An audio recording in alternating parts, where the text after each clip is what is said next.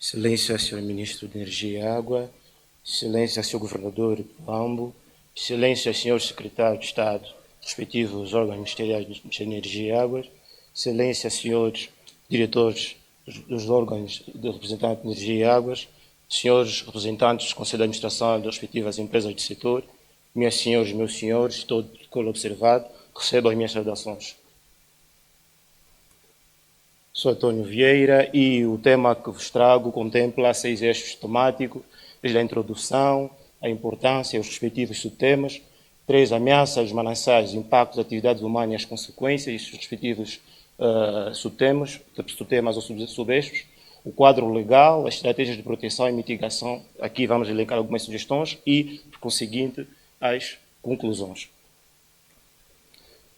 Contextualização geográfica daquilo que é a província de Cabinda, é a província mais a norte do país, está localizada em um enclave, está no Golfo da Guiné, faz a fronteira com 2 repúblicas, neste caso com o Brazzaville e a RDC.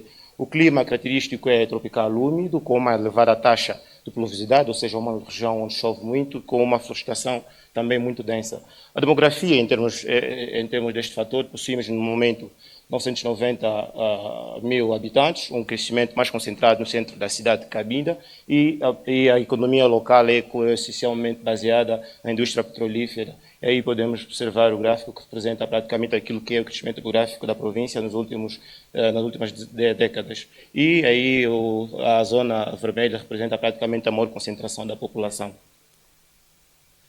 Segundo a ONU, a segurança hídrica é nada mais nada menos do que a capacidade da população de salvaguardar o acesso sustentável a quantidades adequadas de água, de qualidade aceitável para sustentar os meios de vida e o bem-estar das pessoas e o desenvolvimento socioeconômico. Então, constituem os seguintes pilares para a segurança hídrica. Os 2 primeiros são mais tradicionais, nomeadamente a disponibilidade e o acesso, e os outros que se calhar são mais modernos e que se recomendam nada mais nada menos do que as estratégias que visam a proteção contra perigos relacionados com a água, estamos a falar as cheias e as secas, e a governança e gestão sustentável, aqui falamos de políticas necessárias para que haja segurança hídrica efetiva.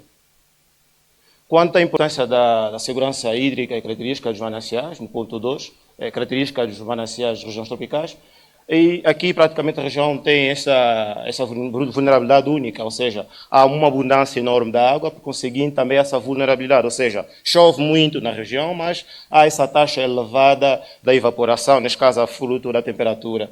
Também há uma dependência do ecossistema, como sabes, a floresta de Mayombe está situada na província de Cabinda, de certa forma dá esta dependência dos nossos mananciais. E as águas subterrâneas também é abundante, mas há esta vulnerabilidade quanto à contaminação dada ao potencial industrial que a província possui.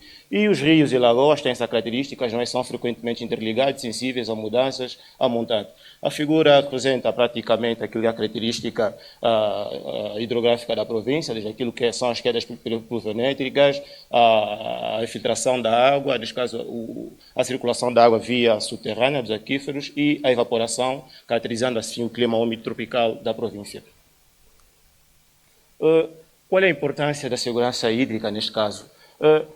As fontes de abastecimento da água, rios que são na nível local, são o rio Xiluang e o seu principal afluente, no caso, o rio Luali e o rio Iuca. As bacias hidrográficas da província praticamente têm essa característica, drenam maioritariamente a água para o Oceano Atlântico. Os aquíferos, as reservas subterrâneas, que necessitam maior estudo e mapeamento, e as represas e barragens, as infraestruturas existentes. Aqui, o gráfico que nós trazemos, ela resulta de um estudo que foi efetuado pela Universidade da Beira, em Portugal, pela Faculdade de Engenharia, que praticamente efetuou-se um estudo da bacia hidrográfica da principal bacia, que é, neste caso, o Rio Xiluang, onde podemos observar que há maior capacidade de caudais no tempo úmido, em detrimento do tempo seco. E o mapa praticamente faz uma radiografia daquilo que é o curso do Rio Xiluang. Quais são, praticamente, as pessoas antropométricas, já no ponto 3?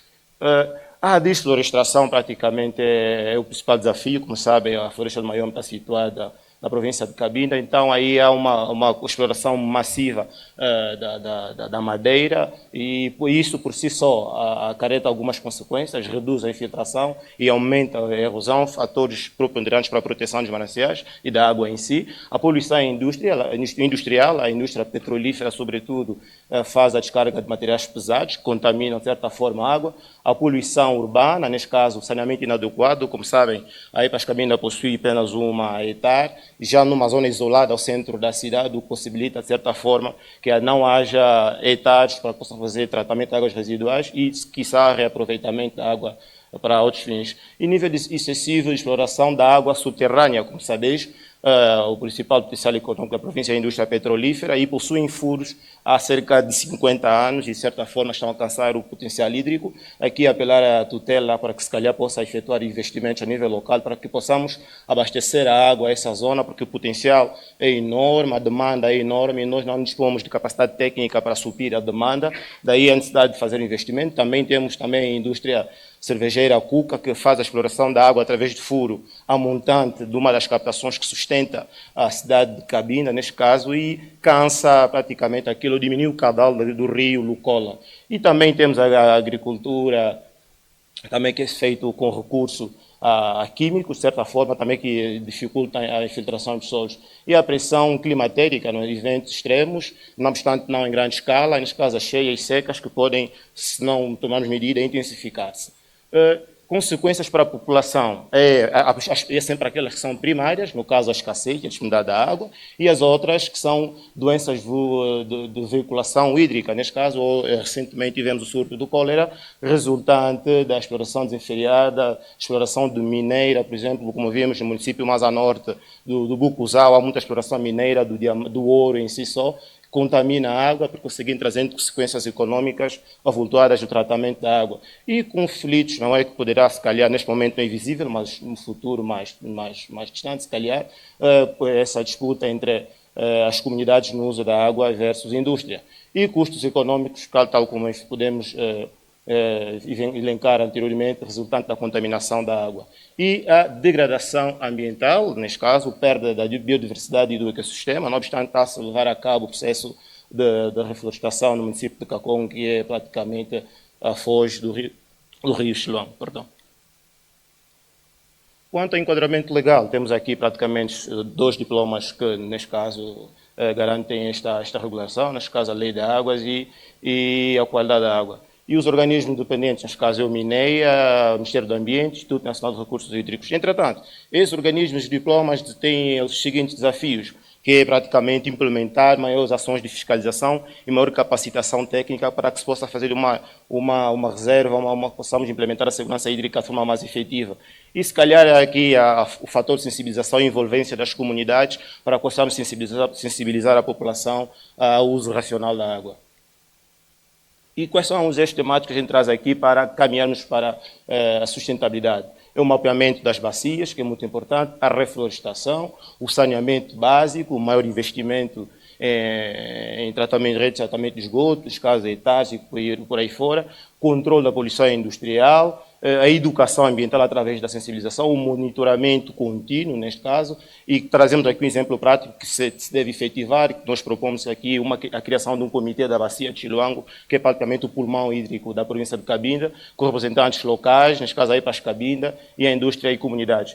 Que ações devem ser implementadas?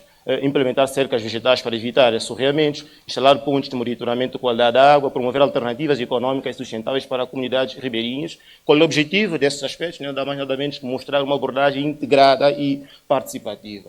Então, como conclusão, trazemos que Cabinda possui recursos hídricos abundantes mais frágeis, a agricultura hídrica, a segurança hídrica está intrinsecamente ligada à saúde dos sistemas tropicais e ameaças são significativas, mas existem soluções técnicas de gestão.